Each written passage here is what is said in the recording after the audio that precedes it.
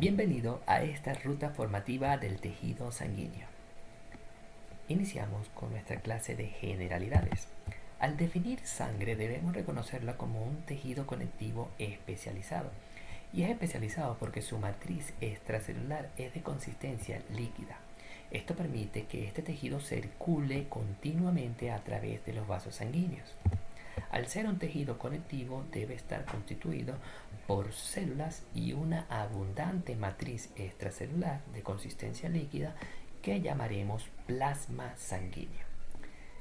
El plasma sanguíneo está representado en esta imagen por este líquido amarillento que vemos en esta imagen esquemática, el cual está fluyendo a través de este vaso sanguíneo.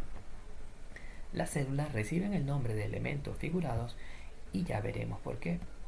Te adelanto de que muchas de las células maduras que componen a este tejido sanguíneo no poseen las características habituales de las células eucariotas.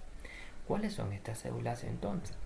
Los glóbulos rojos, que están en mayor proporción y también son conocidos como eritrocitos o rubrocitos. Le siguen las plaquetas, que son estas estructuras discoides, que también son conocidas como trombocitos. Y finalmente tenemos a los glóbulos blancos o leucocitos, que son estas células que vemos representadas acá en color azul. La sangre o tejido sanguíneo de forma natural posee una pigmentación asociada, y eso se debe a la hemoglobina que está contenida dentro del citoplasma de los glóbulos rojos. Si analizamos una gota de sangre al fresco, lo que es igual, sin fijación, sin tensiones o coloraciones histológicas, veremos que hay estructuras globulares que la mayoría, poseen la pigmentación asociada, que es referida a la cantidad de hemoglobina que está contenida en el citoplasma de los glóbulos rojos. Y fíjense que tiene como un color amarronado. A cada tanto observamos otras estructuras globulares grandes, sin pigmentaciones, refringentes, que corresponden a los glóbulos blancos o leucocitos. Y esta es la base de la clasificación de los nombres de los elementos figurados que forman parte del tejido sanguíneo. El hematocrito hace referencia a un valor cuantitativo que es representativo de la cantidad de eritrocitos que está contenido en la sangre total, lo que es igual. Un tubo de microhematocrito es llenado con una porción de sangre, el cual por un proceso de centrifugación sedimenta a los elementos formes y se van al fondo los eritrocitos. Lo vemos acá con su color o pigmentación habitual. Fíjense que de aquí hasta acá va el hematocrito y incluye a solo los eritrocitos. Del 100% de la sangre analizada, el 45% corresponde a eritrocitos, y eso es el reflejo del hematocrito. Bien, por encima de los eritrocitos sedimentan una pequeña porción o franja blanquecina conocida como cubierta tromboleucocítica, y representa a los leucocitos y plaquetas, que es aproximadamente 1% de la sangre total. El sobrenadante corresponde a la matriz extracelular, que es el plasma sanguíneo y es el más abundante. Fíjense que representa al 54% de la sangre total. Analizamos a mayor profundidad este parámetro. Fíjense, en un adulto sano, el 45% de la sangre total corresponde a eritrocitos, y eso es el hematocrito. El 1% a los leucocitos y plaquetas. El 54% a el plasma sanguíneo. Desde la franja blanca hasta el fondo del los glóbulos rojos está conformado solo por elementos formes sanguíneos. De aquí podemos asegurar que de los elementos figurados o de las células sanguíneas, que es lo que nos compete en histología, el 99% de esas células corresponden a eritrocitos y el otro porcentaje corresponden a los leucocitos y plaquetas. A pesar de que no estudiaremos el plasma sanguíneo a profundidad en histología, es importante que conozcas la composición del plasma sanguíneo. Al ser una matriz extracelular de consistencia líquida, debe contener una gran cantidad de agua. Fíjense que posee un 90% de agua. El otro porcentaje se debe a un 8% de proteínas. De hecho, el color amarillento de la matriz extracelular del plasma sanguíneo se debe a la alta concentración de proteínas. Entre ellas tenemos albúminas, globulinas y fibrinógeno. Quiero detenerme un momento aquí en el fibrinógeno para resaltar varias cosas que quiero que domines. 1. Cuando veas o escuches la terminación ógeno, hace referencia a que esta proteína está de forma inactiva. Todas las proteínas que reciben nombre de terminaciones ógeno están de forma inactiva. Si esta proteína se activa, el fibrinógeno recibe el nombre de fibrina. Esta proteína, al activarse, forma fibras y estas fibras van a cambiar la consistencia de la matriz extracelular de la sangre y la van a transformar en una consistencia gelatinosa, y eso es lo que conoceremos como coagulación y lo veremos más adelante. También el plasma sanguíneo está constituido en un 2% por otros solutos como electrolitos, entre ellos el sodio, potasio, calcio, magnesio, cloro, el bicarbonato, los fosfatos y los sulfatos, sustancias nitrogenadas no proteicas que van a ser excretadas por el riñón, como son la urea, ácido úrico, creatina, creatinina, sales de amonio, sustancias nutritivas absorbidas a través del tracto digestivo, como la glucosa, lípidos, aminoácidos, gases sanguíneos, entre ellos oxígeno, anhídrido carbónico y nitrógeno, y sustancias reguladoras como hormonas, enzimas y otras sustancias que son de importante y vital importancia a evaluar en el laboratorio, porque el plasma sanguíneo posee toda la información del metabolismo de las células que forman los tejidos y órganos. Dentro de otras generalidades del tejido sanguíneo, vemos que en total, en un adulto sano, correspondería a un 5 a 6 litros, y que eso representa del 7 al 8% del peso corporal total, y que su consistencia, como ya sabemos, va a ser líquida, viscosa y de color rojo. Todos los elementos figurados o de las células sanguíneas van a derivar de la médula ósea, porque la médula ósea contiene a las células madres sanguíneas que van a dar origen a todos los elementos figurados de la sangre, como son los glóbulos rojos, los leucocitos o glóbulos blancos y las plaquetas.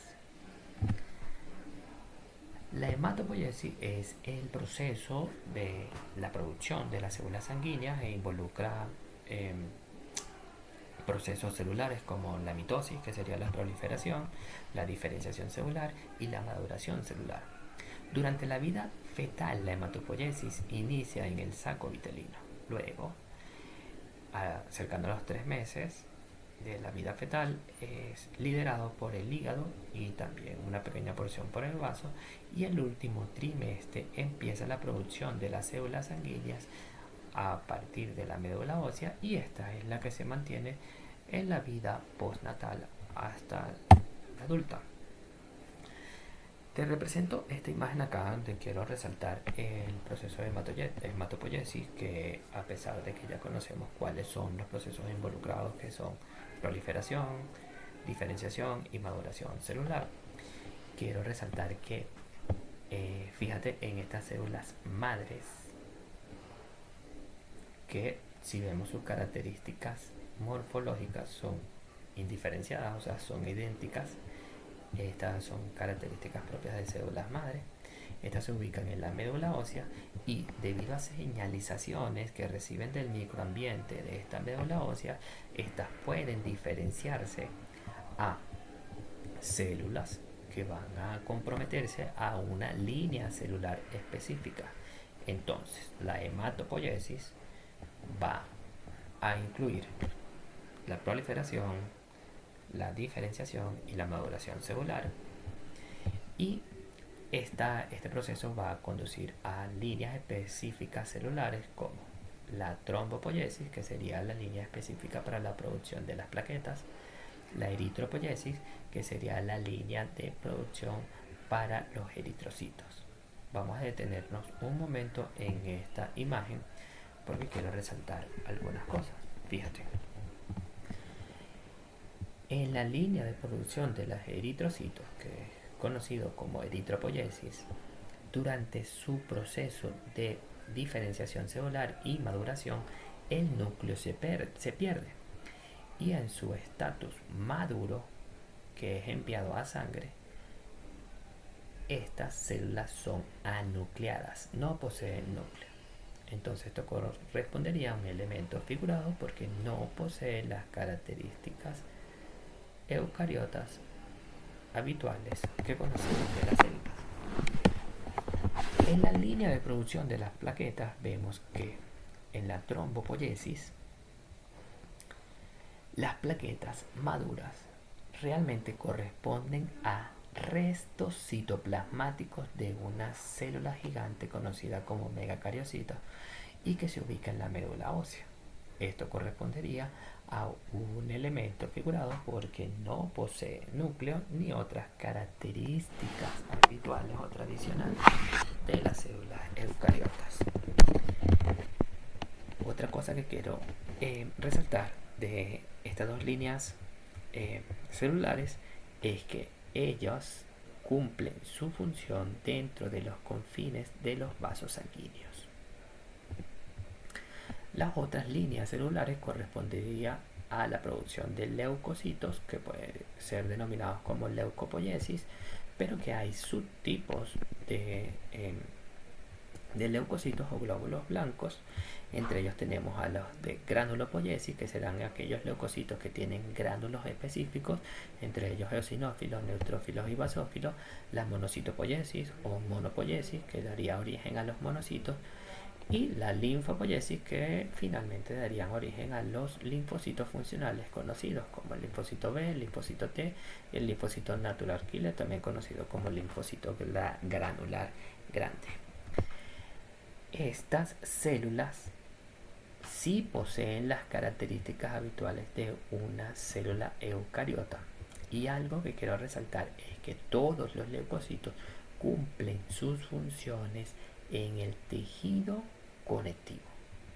Será el sitio donde van a cumplir sus funciones, lo que es igual que una vez que están maduros y son enviados desde la médula hacia la sangre, estos serán transportados hacia los sitios donde deben migrar hacia el tejido conectivo para cumplir sus funciones. Dentro de las funciones que cumple la sangre, muchas de las funciones que cumple la sangre es debido a las propiedades que le otorga su matriz extracelular. Al ser líquida, le permite entonces fluir y transportar mucha sustancia.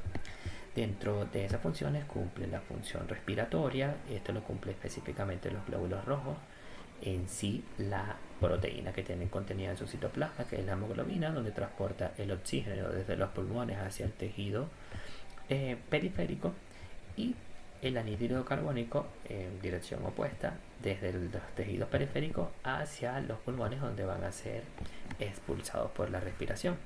Tiene funciones de nutrición debido a que transporta las sustancias nutritivas que son absorbidas desde los tractos digestivos, y estas se dirigen a cada una de las células que componen a los tejidos y órganos del cuerpo. Tiene también funciones excretoras porque la sangre recoge todo el desecho del producto celular y los dirige hacia los órganos donde van a ser excretados. Ejemplo de esto son las sustancias que mencionamos anteriormente, como son las sustancias nitrogenadas no proteicas, como por ejemplo la urea, el ácido úrico y la creatinina, que van a ser excretados por el riñón, pero llegan a este órgano a través del transporte de la sangre. Tienen también funciones de defensa, donde esta función es llevada a cabo a través de los leucocitos, donde protegen al organismo contra enfermedades y agentes extraños. Y finalmente tenemos funciones reguladoras o de regulación, ya que la sangre participa en la homeostasis, en mantener el equilibrio del cuerpo, y esto lo mantiene, por ejemplo, manteniendo el equilibrio del agua, la temperatura corporal, incluso el pH sanguíneo, que ellos funcionan como una sustancia buffer que mantienen un pH controlado de la matriz extracelular para que puedan ocurrir las reacciones fisiológicas. Terminamos por este video. Te espero en el siguiente. Si tienes alguna duda, comentario o algo que debas profundizar, te espero por los canales habituales que poseemos en la cátedra.